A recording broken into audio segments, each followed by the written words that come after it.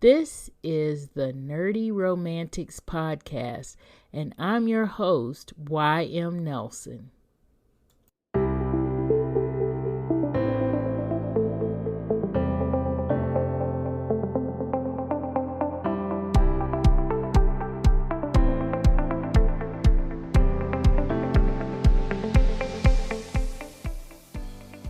Hello, Nerdy Romantics. Today, in celebration of Valentine's Day this month, we are talking book boyfriends.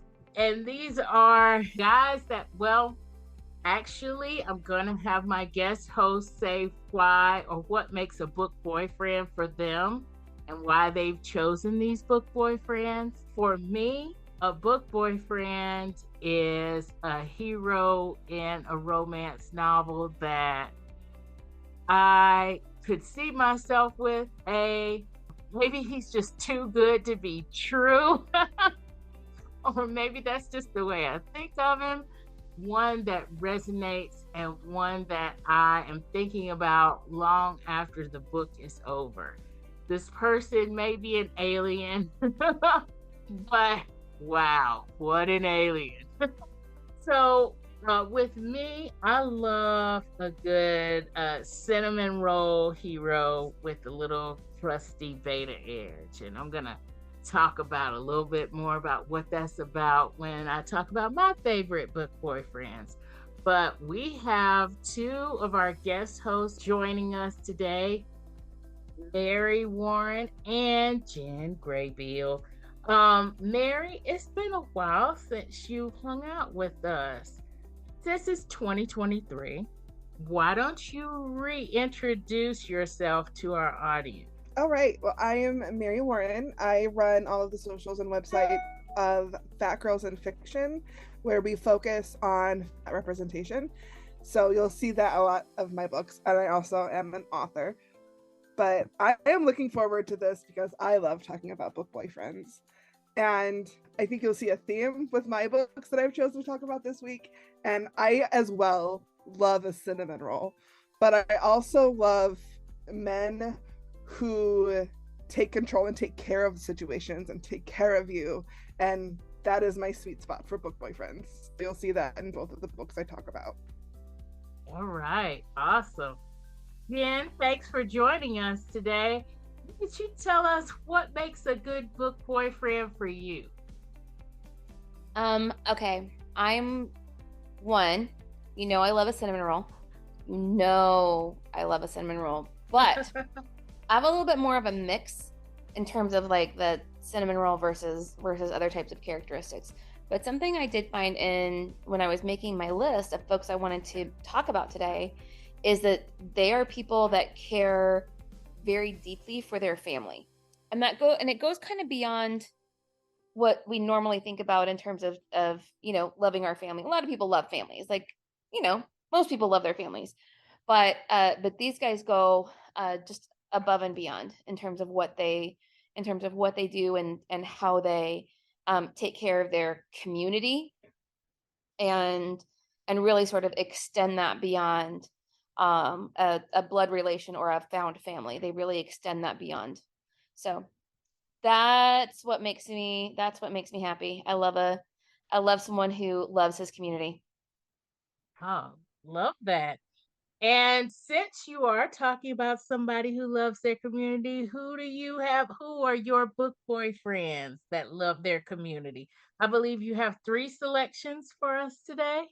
I do. Well, that I had to narrow it down from like 10, but right, okay. Right, exactly. And honestly, it could have been 25, but yeah, I'm with you on that.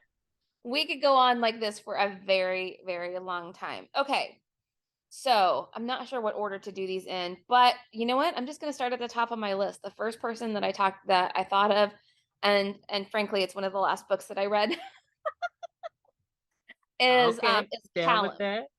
Callum from Never Cross a Highlander by Lisa Raynes. This is a new book, just came out in December, and this is the story of Callum is a Black Highlander, and he falls for a woman named I think it's pronounced Elsa, but it's like Ailsa. So this is one of those, like, it's not Elsa like Frozen, it's Ailsa.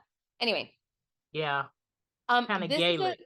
This is such a fantastic book, and the author like pulled from a certain amount of real history in order to tell the story. And we start off and like we've got King James is involved. We've got a tournament. We've got a kidnapping. We have freeing of the slaves. Like there's a whole lot that is happening in this book, and what I really appreciated is about, just from an overall story, is that we have these two characters that are so strong in their own right, and so self-assured that when they come into conflict with each other, because you should know that the kidnapping is when Callum kidnaps Ailsa, and she does not wish to be kidnapped. Thank you very much. Please leave me alone. But he kidnaps her anyway because he's here to save her. Not just her, but a whole other group. Because what we find out is that Callum, in addition to being this one of the warriors, they all go to the castle in order to have, well, Elsa lives at the castle and takes care of the princess. But Callum is there because he is a warrior, and there's a big tournament that is happening, and of course he is the one in like the final round when they're deciding who is the ultimate winner of this tournament. He is in that final battle. But what we find out later is that he is also the shepherd, and the shepherd is someone that is that has been secretly freeing Black slaves in Scotland and in England. And this person is known for, there's a whole literal network, much like what we think of in the US as the Underground Railroad. There was a similar type of story where they are taken and they are sort of passed from one checkpoint to the next so that they are difficult to track. And so he has been protecting and freeing. So he is there as kind of the sideline of after this tournament in order to free some of the Black slaves from the castle. And that's how Ailsa gets caught up in the whole thing, is that he thinks that she is part of their group. And when she says that she isn't, that she's on her own, she has a different plan, he's like, you are going to ruin it for the rest of us. Like, I have a whole group that I'm trying to keep safe, so I can't have you like out here, getting the attention of the guards, right? So you have to come with us and stay quiet. So he spends a lot of time, like I said, he is there to take care of his community. He is there to, to protect people. In his role as the shepherd, he's being hunted. Obviously this is, treason against the crown, the whole bit. And so the clan that he's a part of, his extended family, none of them know, and none of them can know, because if anybody knew, he runs into the danger, one, of like shutting down the whole operation, but more importantly, like getting his clan and his laird on the wrong side of the king. So we have a lot of fantastic drama that happens in this book. There's a lot of humor, there's a lot of fun, and we get very steamy. So we love a little steam that happens there. Let me just let you know that there is a waterfall scene. Whoo! It's fantastic. Oh boy. A fantastic waterfall scene. I'm just going to put that out into the world. Okay. Oh boy. So highly recommend that Never Cross a Highlander. And Callum is mine, but you can certainly visit with him. The next one I'm going to talk about is A Prince on Paper. This book has been out for a while. It's the third in Alyssa Cole's Reluctant Royals series. You don't really have to read the first two books to be able to enjoy this one. The book starts off with them. Everybody is going to the wedding of the couple from the first book. So there's that. It's called A Prince on Paper because I wrote down his whole name because oh boy, Johann von Braustein. Oh my. So Johann is this like tabloid friendly party boy because he is the stepson of the king. So that's why he's a prince on paper, is that he is the stepson of the king. He's not in line for the throne and so forth. So let's focus on Johann for a second, because this is what I just love about him.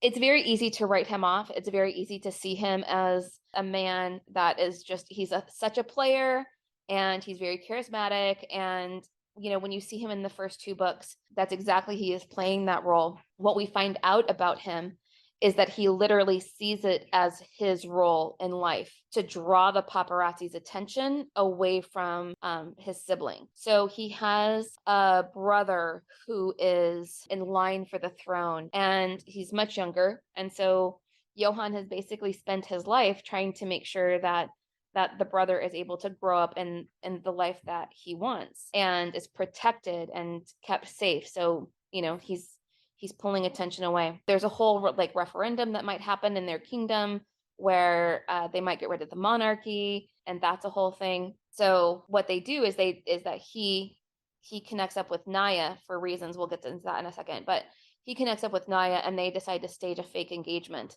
again, to kind of pull that attention away so that they are not under so much pressure.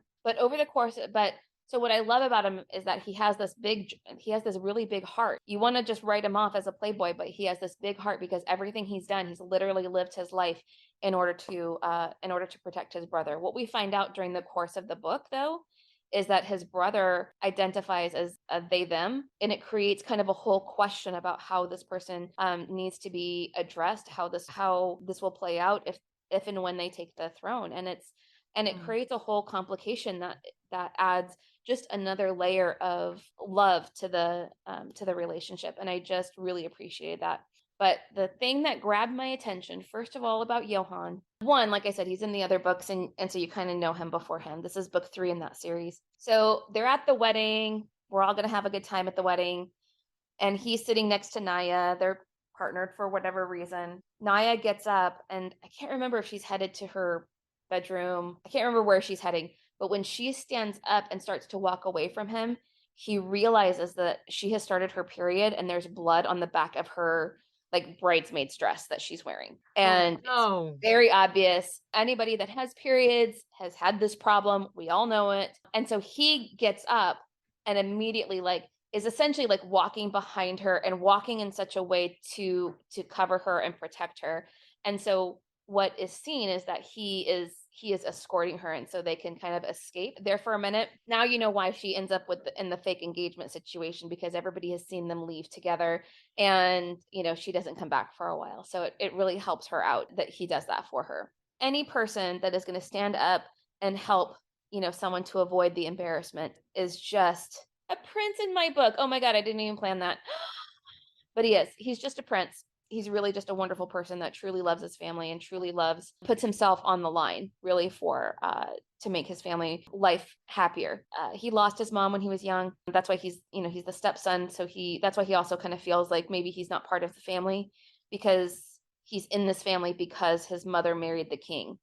And there's a whole wonderful romance story behind that part. But when she dies, he feels kind of like, well, this isn't my real dad, then this isn't, really, what do I do here? But they all see him as part of the family, even though sometimes he doesn't feel like it. So it's a lot of wonderful ooey gooey, but really complicated and themes to ponder. So thoroughly enjoy my Johann. I read this book years ago, and he is one that popped into my memory when you mentioned this topic. He is one that really popped back into my head as somebody I wanted to think about talking about. Like I said, I had a very long list, but he made the cut. That's a true book boyfriend. If you read long ago and you still think, yes. The last one I'll talk about, although if we have time and you want more, believe me, I got more on my list. All right. Okay, but leaving it just at 3, I'm going to close out with Opened Up by Eva Moore. And she wrote a hero named Adrian Villanueva. Oh, just love that guy. So, sort of synopsis of the book is, this is book 1 in a series about a family, the heroine's family. Heroine is Sophia. Her family owns a construction company, and they do a lot of remodels in Northern California, San Francisco Bay Area. They get an HGTV show. And so they're going to do this whole they're going to do this whole season of television. Sophia is excited about it because what she wants is that she knows that her dad is planning to retire. Mom and dad always talk about retiring. So she is ready to kind of like take this on.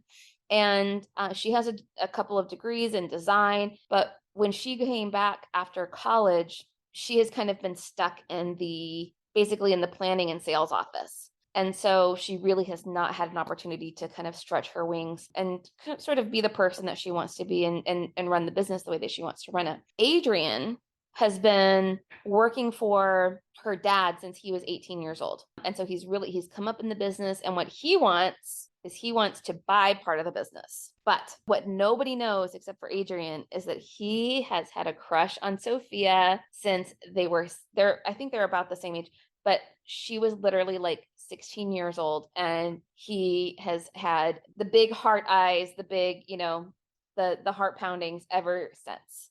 He's just been in love with her the whole time. And the family has had some tragedy, some very real tragedy that has sort of, it certainly was not a good time for them to try to get together. And she did go off to college and that type of thing. It's not that he was like waiting for her, but he hasn't had another serious relationship. You know what I'm saying?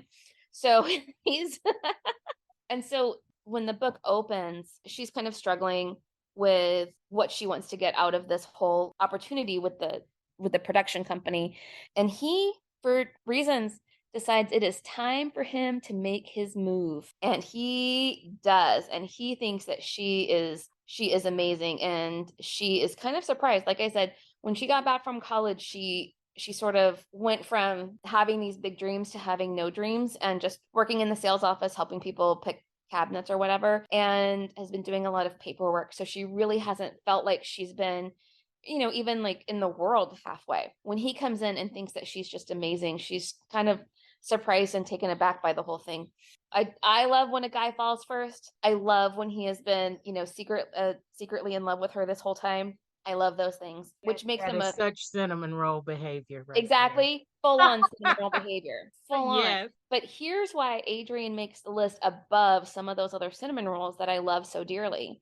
What we find out is that the reason he started working at this construction company at 18 is like the second he graduated from high school, is that his mother is agoraphobic and does not go outside. So he started working his father died a couple years before this. And so the second that he could get a full-time job, he did. And so he has been supporting his family since he was a teenager. The reason his mom does not go outside and is afraid, very, very fearful of going outside, is because the father died because he was picked up in a ICE raid, taken across the border and dropped off. And then in attempting to come back to the United States, he had a heart attack and he died. And so wow, this horribly tragic situation where they lost their dad, and then mom just shut down completely and was agoraphobic. And so the only way for the family, he has sisters, and so the only way for the family to survive is that he has been the breadwinner. So he has financially supported his family all this time. So youngest sister is finishing college, which he has helped to pay for, and or paid for completely. I don't remember.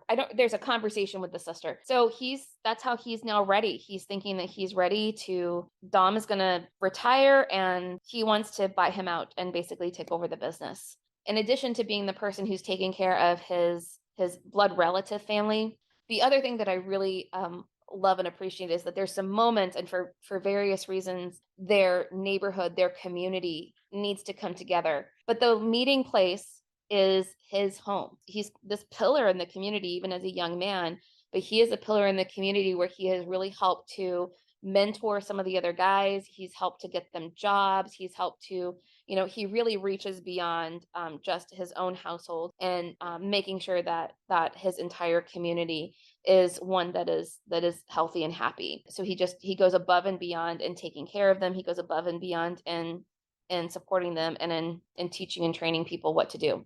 I just thought, like I said, he's got this big giant heart. He's got all this love. And when he turns it on Sophia, let me tell you, This is such a great series. I love the family dynamics on both sides.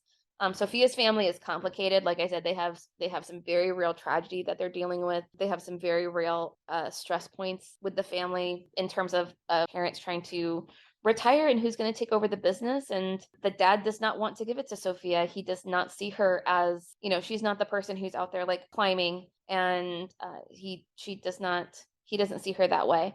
Frankie, who's the youngest, nobody sees Frankie that way because Frankie has always just been like the clown, right? And really funny. So nobody takes Frankie seriously. So there's this whole big drama that's happening in that side of the family. And then, like I said, Adrian comes along and he's a good boyfriend. Oh, he's a good boyfriend. We love him. I think I'm going to love him too, because this went on my TBR just as soon as you started talking about it. I said, okay. Yeah, this is a great family. It's a great family series. I like it. Yeah. Wow, you've got some good ones. We've got to go out and get these, or as with the prints on paper, we may have to go out and reread these just to refresh. But Mary, what about you? Who are your book boyfriends? Okay, so whenever I am asked that question, the first one is an easy answer for me. And it is always going to be Redford Morgan from Get a Life, Chloe Brown. I love him for so many reasons. I will say the book itself is about Chloe Brown, and she is a web designer, and she suffers from fibromyalgia. So she is someone who some days she's fine, some days she can't get out of bed, and she just never really knows what she's going to get sometimes. Red thinks he is the super of her building, and he thinks that she's stuck up, and she thinks that he's irritating. So they just have this like antagonistic relationship in the beginning of the book. But then one day she decides to rescue a cat from a tree, which she knows is going to be bad for her because of her fibromyalgia, and she knows that it's going to be hard on her body, but she does it anyway, and then she can't get down, so Red helps her. And that is when she enlists his help in this list that she has put together to try and reclaim her life, because she feels like she's lost so much of it to this illness. So she's trying to reclaim it. And so it starts out with just a motorcycle ride and then turns into a lot more. It is a lovely, lovely story. It is spicy, so know that. I would give it I like to call these types of books like Hallmark After Dark. I think where I would put it. Yep. I agree with you. But what I love so much about Red is his ability to take care of people. He takes care of his mother. He takes care of the building. He takes care of Chloe. He takes care of everything. And there's one time when she's sick and she doesn't like to admit when she's sick and needs help, but he's there, and he's like, no, you can't cook dinner today. I'm going to cook you dinner because I am able to cook dinner and you are not. And that's what people do for each other. And I just really like that sentiment of just because you can't fill all of your needs doesn't mean that you are a lesser person, and you can allow people who can help you to help you. And that lesson of learning to take the help of others, I think, is always a good lesson to learn.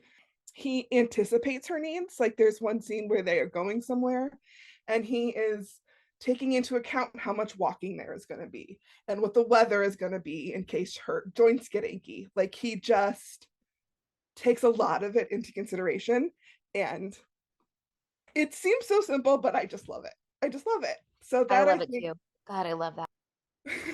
It's just so attractive to have a man who puts forethought into things and follows through and anticipates your needs and helps you without expecting anything in return. And that is why Red is my forever book boyfriend. Oh, yeah. I'm with you on that. And then another one that I thought might be fun to talk about, which is completely different, but still has some of the same caregiver vibes. It's actually an alien romance called Thorn's Dove. So this alien is an orc who has a Scottish accent and wears a kilt. I'm here for that. He follows I think it's like I forget the what it is that brings him to the world, but he knows that he is coming to this place to find his soulmate. So like they know there's going to be this fated mates that you get with this story. And Ruth, who is the woman in this book, she's fallen on some hard times. She grew up in a cult, so she has a lot of baggage about being a woman and religion and all of this stuff. And she's trying to put it in her past. As you do in some wonderful books, she inherits this house and a lot of land that she has decided to turn into a Tolkien themed bed and breakfast. She's working on making like a little hobbit hole and like all of these fun little things. It's really great. Oh my gosh. You know, she's the only person there, so she's having a lot of trouble. And then here comes this, you know, big, strong Scottish orc who's like, I can build things. So he does a lot of the work with her. So the first part of the book is them doing that work together. But because of her past, she is very not trusting of him. So he has to kind of be there to reassure her and take care of her and be safe for her before they can be anything else.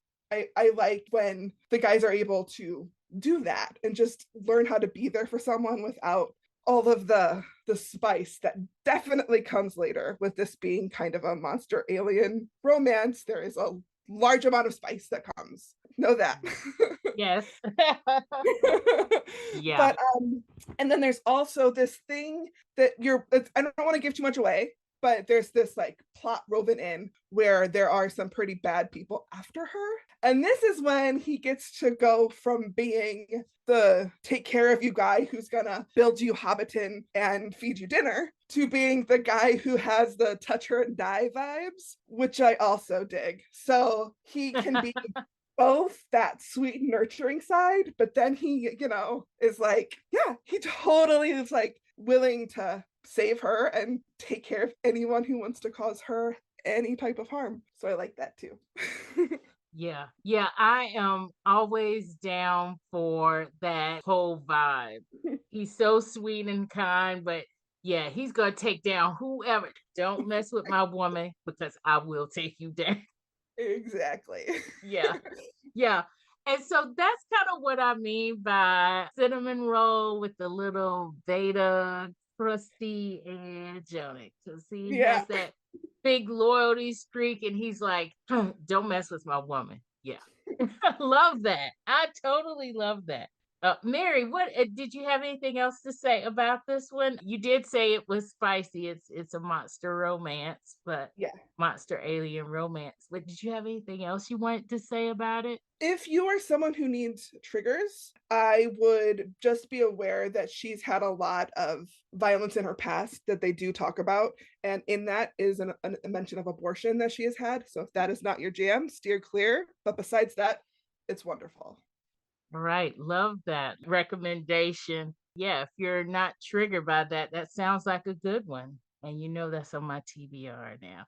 Actually, y'all, I'm gonna have to confess. It was on my TBR before Mary came on because I have been looking at Mary's Instagram. She's Fat Girls in Fiction. I have been looking at her Instagram and cover just like, okay, really? I'm intrigued. But what really got this on my TBR was when she mentioned that it had the hero was caring for the heroine, which she said, and I'm like, yes, that's for me hands down. You know, I wasn't sure about like a monster alien or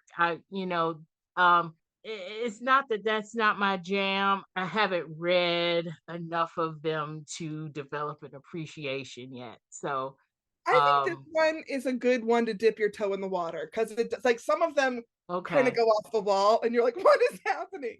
But this one, it really does stay about the love between them and then the plot as to what's going on with her bed and breakfast. So I think it's a good one to start. Yeah. All right, good. I'm down for it then. And you know, like I said, it's already on my TBR. But my book boyfriends, I have three, and in true fashion, at least two of them are nerdy. So that's my theme here is nerdy cinnamon rolls. Evidently, we all like cinnamon rolls, y'all. Know this. Cinnamon rolls are wonderful.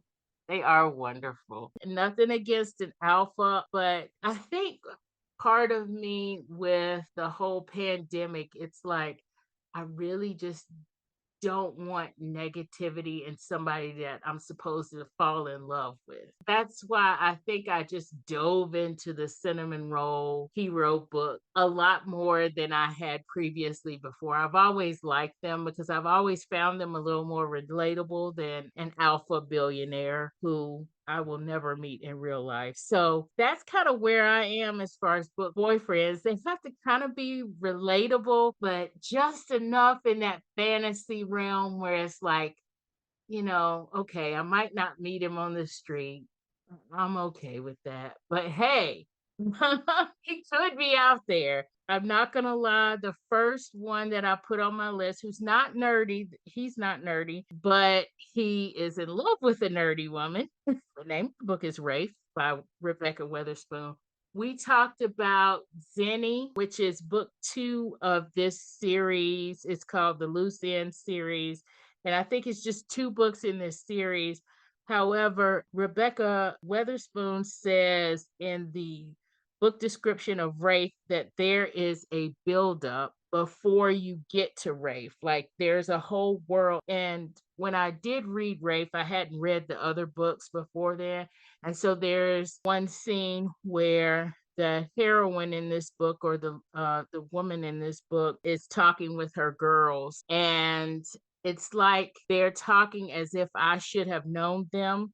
And now I realize, yes, if I had read these other books that she's mentioning here, probably would have known them. So it does make you want to go back and read these other books. However, Rafe is a whole complete romance. It does have beginning, middle, and end, and it ends in an HEA. So don't fear if you start with Rafe and that's where you are. I started with Rafe. And actually this was a recommendation by Jen, to be honest. She recommended this book. We were talking cinnamon roll heroes one day after a podcast recording, and she recommended this book to me. She was like, the guy in it is big, he's spirited, he's tattooed, and he rides a motorcycle. You're welcome. Thank you, thank you, thank you. I love this dude. And he's great. yeah, he is. He is, he's awesome. And so when you get that description, I'm thinking, well, how is he a cinnamon roll? Because you're thinking, but again, don't judge a book by its cover.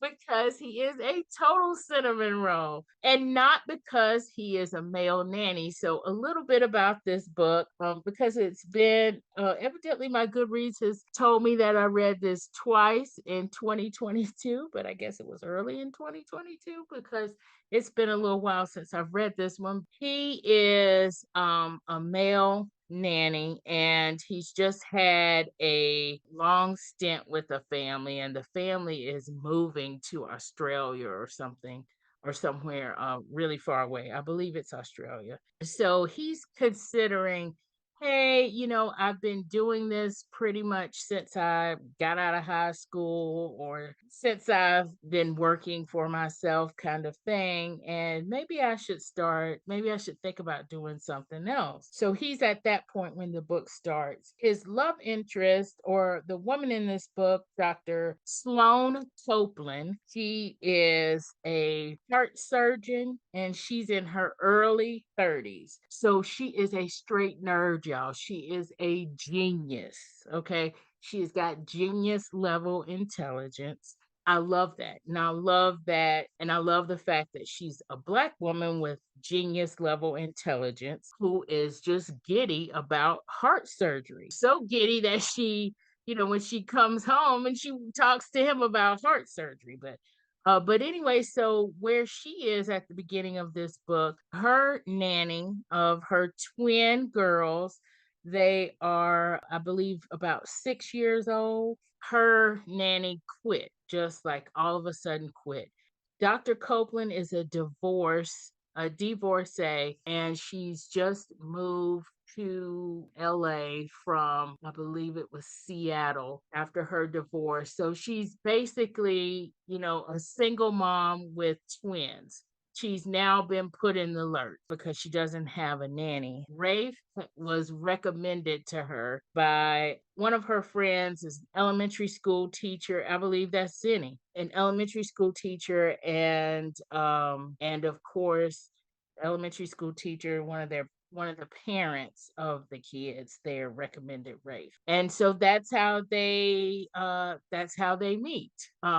She hires him to be her nanny. Of course, there's an attraction there. They get along very well, obviously. But you see, as the book goes on, you see how much of a cinnamon roll he is. He keeps it close to the vest. He's like, listen, this is how I feel. But, if you don't want to do this, then you let me know what you want to do, when you want to do it, and I will be available for that. And then there's one point where he's like, I like you, because she's newly divorced, her ex is a tool, and of course he's gonna try to, mess up something or try to get in the way of something. But Rafe also has that protector vibe going on. I mean, he's a male nanny, of course. I mean, he's a nanny. Of course, he has a little bit of the protector vibe going on with the kids and, of course, with her as well. And he has a little bit, or he used to have a little bit of a temper, which when that gets tested, you get that crusty beta edge. You get that you can't mess with these people. I will take you down kind of thing. But one line that just stays with me because the way that I first read this was actually I listened to it it was an audiobook, so I listened to it. It was just so funny because Sloan and Rafe are talking and she's like, what are you doing? And, why are you doing all of this kind of stuff? And I think they're in the kitchen and, she's like, why are you doing all this? She's kind of like, I can't believe no, actually, she's like, she's not sure of, what they're doing. Like he's kind of trying to set up a little romantic kind of scenario kind of thing. And he's like, woman, why won't you let me be great? When he says, I am like, just love trying to mess up a good thing. And he's like, woman, why won't you let me be great? Like, I love this man. It's so hilarious. And that line just stayed with me. And that line alone is why he's my book boyfriend. Oh gosh, hands down. And that's probably why I read it twice. As far as who would love this, I mean, obviously, if you love a cinnamon roll hero, there is spice. As you can probably tell, we all love a good love scene. But I will say this about my love scenes. I like for my love scenes to feel like they're real. People don't look and act like they do in movies, and they don't really do that in real life. Somebody says, hey, my foot is caught, or why won't this, shirt come off? Or, there's problems, or they're just talking moments where you're just talking about, hey, is this what you want to do? Or, hey, do you like this kind of thing? There should be conversation that happens. People don't just, especially if they are falling in love for the first time and they've never had sex before, people don't just magically know what happens as far as what the other person likes. You have to get to know somebody, not just in what are your favorite movies, but you have to get to know somebody in a sexual way too, if you want to have a sexual relationship with them. And I kind of like how Rebekah Weatherspoon does her scenes because her scenes are very real like that, in my opinion. And these are that. I mean, they have there's two small kids in the house. So they have to kind of say, okay, we can't do this now. And, all this kind of stuff. And so there's real life happening in between the I love yous and, I want to be with you physically stuff. So I like that about this book as well. But it's definitely spicy. I would say it's steamy though, right, Jen? Not just spicy. I would say steamy for it to be Oh, yeah. such a short book.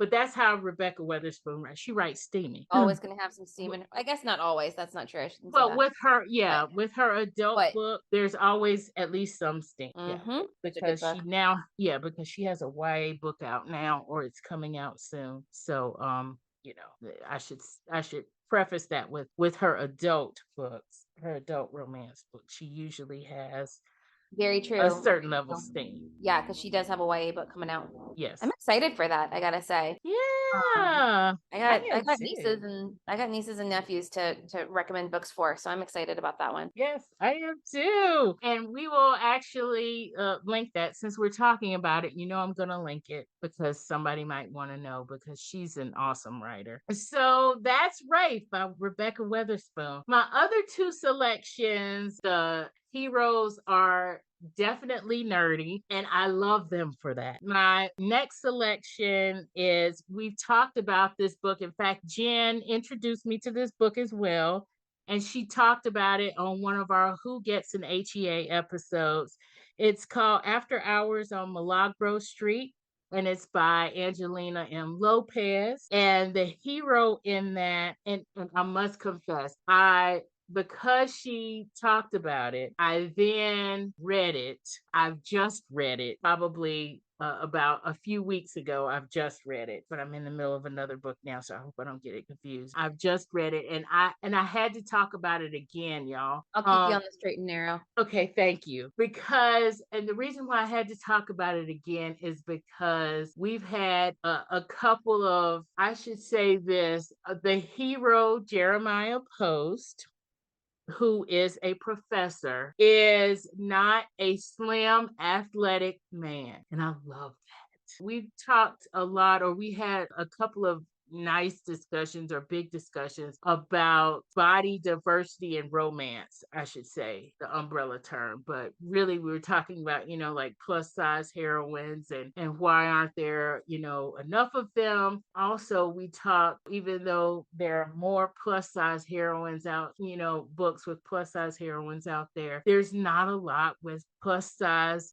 heroes or big handsome men. For the amount that's plus size heroines, they're even less for big handsome men. And this book has a big handsome man in it, and he is a history professor. This book is actually set in Kansas. The heroine, it's really her book. The heroine, Alejandra Torres, who everybody calls her Alec, she is a bartender, and she grew up in Kansas, but she wanted to leave this small town in Kansas as soon as possible. And she did, and went to Chicago. And as we open the novel, she's actually come back to Kansas because she's a bit of a hothead. We will call her an alpha heroine. She's definitely an alpha heroine, and Angelina Lopez likes to write alpha heroines. Strong women, very opinionated women, and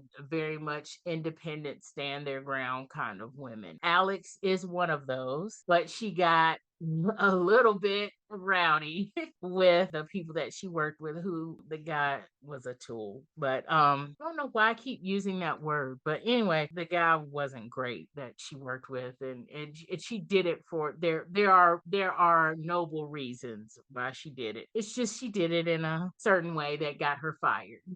Or so she's back in Kansas, and her plan, because she's this strong woman. Her plan is to help her grandmother, who's just had a major surgery, help her grandmother resurrect their. Is it just a restaurant? Is it a restaurant and bar, or is it just a bar? It's a restaurant and It's bar. a restaurant Right? and bar. Yeah, they serve food. Yeah, so help her kind of resurrect what she thinks is this failing, well, yeah, it does have some issues. Failing restaurant and bar that her grandmother owns. Alex has a few sisters, two other sisters or three other sisters, so, two other sisters. And so she's kind of consulted with them and tried to make a pact like, hey, let's all, get together and we'll give grandma an early retirement and we'll take over the restaurant. The restaurant is, of course, it's in this small town, but it's downtown in this small town. It is on the first level.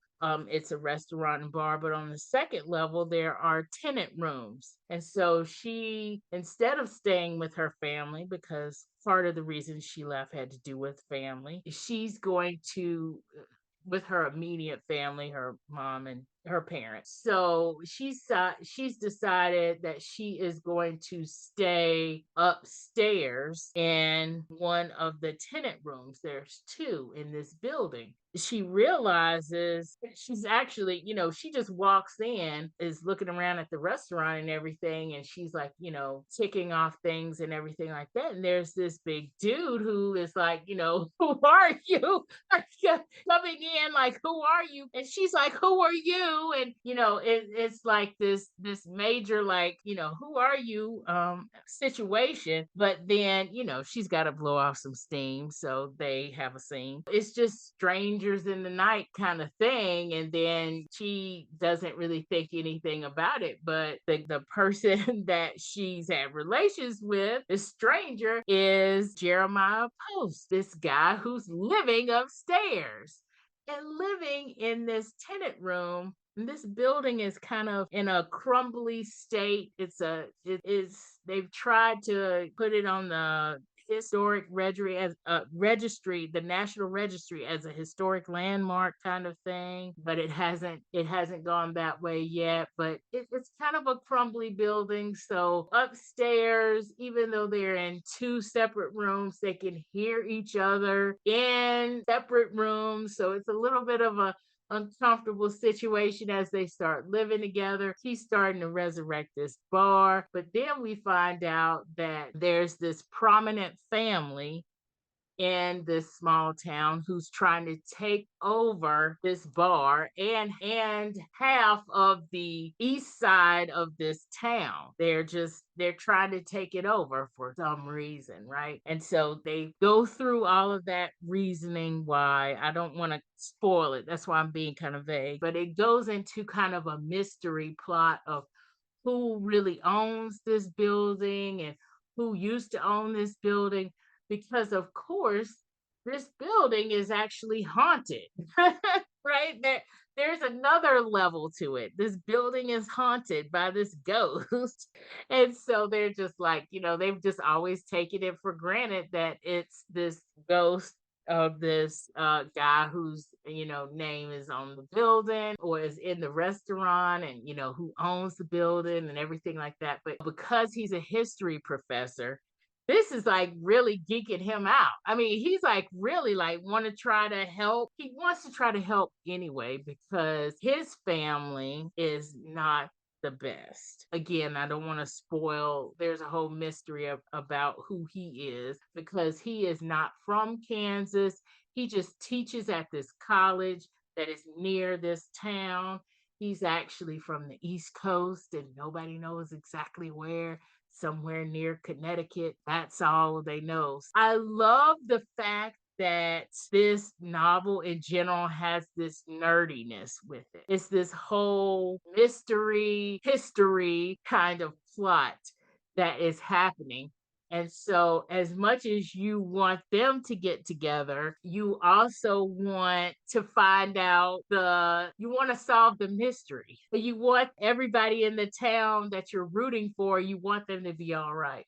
which is basically like, Alex and her family and that whole era. And there's also a cultural aspect to it because Alex, she has Mexican heritage. She's definitely American, but her family, generations and generations before her family actually immigrated from Mexico up into the Midwest. They have a Mexican culture with them, and it's infused with small town America because they've been living there for generations. Just listening to all the food, I really just want to be at grandma's dinner table. Let's be honest, I want to be at grandma's dinner table on Sundays. Oh my God, me too. Absolutely. With the food. Oh, that it was just it was so wonderful. But then there's also this little tinge of, as there always is when you're bringing this cultural aspect in and into a novel, and but also just into the story of America. There's always this kind of a discrimination or prejudice or a stereotype or something of that nature. So she does kind of show the whole side of what it means to be of Mexican heritage, of Mexican American in middle America. That whole aspect of it was also, very intriguing to me because, of course, it's amazing how it's been whitewashed to as if it didn't exist, as if this whole immigration did not exist. It's a lot like, some other things that have happened in history that have been whitewashed, like the West, the old West. Like there was no black people in the old West. That's not true. It's just not true. I like having that aspect, and actually let's show real history. Let's show what really happened from all sides, not just from one race's perspective. As far as the book boyfriends go, Jeremiah is just yummy. He's yummy. And he's a little bit dorky, which I like, and a little bit nerdy, but he's very much, this is how I feel. And the thing is, I mean, he is in love with this woman who is an alpha heroine. This woman is a strong woman. So you're going to have to be strong in your own right to actually meet this woman's expectations, meet Alex's expectations, and keep her intrigued with you. So much respect to him for doing that. He does not back down. I will say that. And he's a little more forceful than the hero or the book boyfriend in my last selection, which is Leo Grady. And Leo Grady is from the book Something Wilder by Christina Lauren. I was going to say this is their latest book, but they actually have another one coming out in a few months. This is their latest book from last. I read this last year. I think it came out in like the summertime of last year. This is the story of Leo Grady and Lily Wilder, which is where Something Wilder comes from. Leo and Lily used to be a couple back in the day before he left and went to New York for a big swanky job at a tech company because he is a nerd as well. He's a math genius. He writes algorithms for this tech company. He has a group of friends, and part of the reason why this, kind of stuck with me because I'm writing right now. I'm writing a book that has a group of guy friends, and the dynamic between a bunch of guy friends who used to hang out in college is hilarious, especially when they all have very, very different characters. Love it. Yeah, very different personalities. And Leo he's the guy, the reasonable guy. He's the kind of, okay, y'all, let's all get it together. But he's also, which puts him in cinnamon roll land. He's also very feeling, and he doesn't want to, hurt people's feelings and things like that. But he's very much practical because he's like, hey, what are we doing here, guys? Let's get it together. And then you have one of the guys who is a total emotional cinnamon roll, like Cinnabon cinnamon roll. I mean, he is just like, oh my gosh, I love you so much. kind of. And he's hilarious. And then you have one jerk, and then you have one, where do we go with this, kind of person. Leo and his friends, every year they go on a vacation, and one of the friends plans it. They don't really tell the other friends where they're going. They just plan the vacation, and they're like, okay, everybody, we're going to take this amount of time off, and you got to pack this, and this. And so that's what one of the friends has done. And it just so happens to be the jerk friend. But you know that right away. And I'm not giving anything away with that, but he has planned the trip this year, and he's told people to pack these weird things like hiking boots and other kind of weird stuff. And so they've packed all this stuff, and they're getting on a plane, and they're going out into the middle of nowhere. Turns out I believe it is in Wyoming or someplace. I can't exactly remember. I'll have to pull it up. They are going out, somewhere kind of near in Sierra Mountain kind of territory, way out west. And when they get there, they are all at this place with tent. Well, actually, when they get there, they get off the plane, then they get off of I believe it's a train, or somebody drove them somewhere. They're out in the middle of nowhere. And then their tour guide comes and gets them. The tour guide is a woman. And so they're like, wow, like, oh, wow, this is going to be nice. And so the tour guide is a woman, and tour guide comes and gets them. And of course, these are all city boys. They are just out of their element a little bit. So they go to this campsite, but it's a campsite that's kind of, how you have campsites in a park where you can actually go and use an indoor toilet.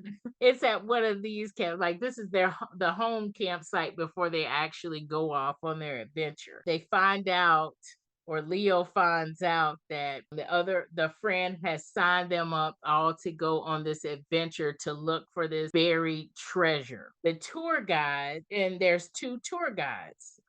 There's one woman that I can't remember her name, but she is friends with Lily, who's the other tour guide. And so the next day, when they get up to go on their adventure, Leo is packing up and getting ready to go on the adventure, and looks around and sees Lily. He has not seen Lily in years. I believe it's either 7 or 10 years, something of that nature. They basically had something like a summer fling, because Lily's dad had a horse ranch, and he was also like an archaeologist. So that's how she kind of got into this whole looking for buried treasure kind of thing, because you're like, how did she get into this? That's how she kind of got into it, because her dad was an archaeologist. Basically, her dad was like an Indiana Jones kind of dude, and he would go all over the place looking for treasure and looking for other stuff. Right. And so when he passed away, because everything is not Indiana Jones, in quote unquote real life, when he passed away, there wasn't enough money to hold on to the horse ranch, which is really what Lily wanted to do. She wanted to hold on to the horse ranch, but she didn't have enough money to do that, because he did not die a wealthy man. So there's really not enough money. And so what she's been doing, she has this tour guide business where she's touring people around, basically saying, you can find this, it's basic, like one of those adventure kind of thing, where it's not like you're gonna find a treasure, right? It's just an adventure kind of thing. Go along the trails of these. It was like a gang of robbers that would go along this particular trail, and back in the day. And so her tour is taking that same trail or whatever, and she's actually using one of her father's maps. Of course, the guys are being guys. Leo is kind of stewing in the whole, how do we talk to each other again? Lily is just trying to avoid him and just take them on this tour. Okay, so while they're going on this tour, a couple of the guys are really saying, we've got to get this map away from these girls so we can find this treasure, because they're like under the belief that there really is treasure. And so mayhem ensues. So I don't spoil anything. After this mayhem ensues, the group ends up splitting up because there's all of this other stuff going on, and because the whole tour gets broken up and they end up getting separated from each other at one point. It actually ratchets up to a whole like really Indiana Jones level kind of mayhem going on here. Amidst all of that is Leo and Lily, and they are rekindling whatever that they had back when they had this fling several years ago. They're actually rekindling this because of course they get separated from the group, y'all. There's this so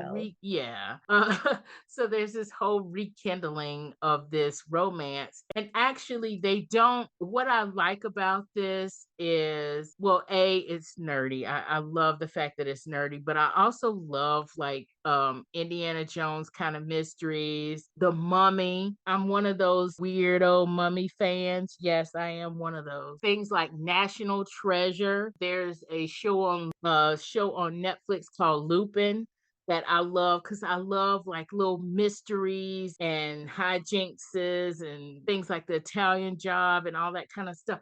I love that kind of stuff. These are all So, my favorite shows. I love those. oh my gosh, so enemy, kindred spirit.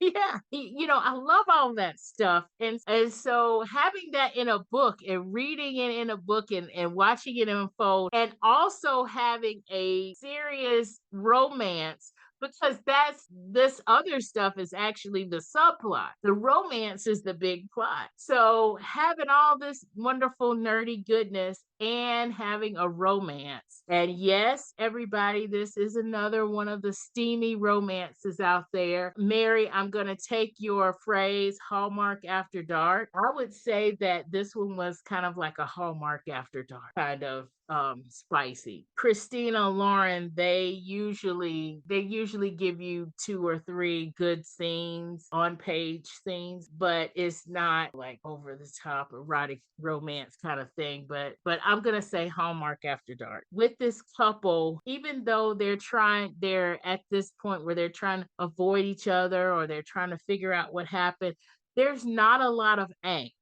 Some people do not like angst and they want something very low angst. I will also say Rafe is very, very low angst. This is kind of maybe medium, but they really get over their problems and rekindle their romance fairly quickly in the book. And they do it kind of at the same time all of this hijinks is ratcheting up as the stakes are ratcheting up. So you're hooked on that, but you're also hooked on this romance happening. The thing about Leo as a book boyfriend and as a nerdy book boyfriend, as we see with Indiana Jones and with some of these other heroes, they have to have a certain kind of intelligence to get through puzzles and mystery and misdirection in order to actually solve whatever the mystery is. And he's like a major reason why the mystery plot gets solved,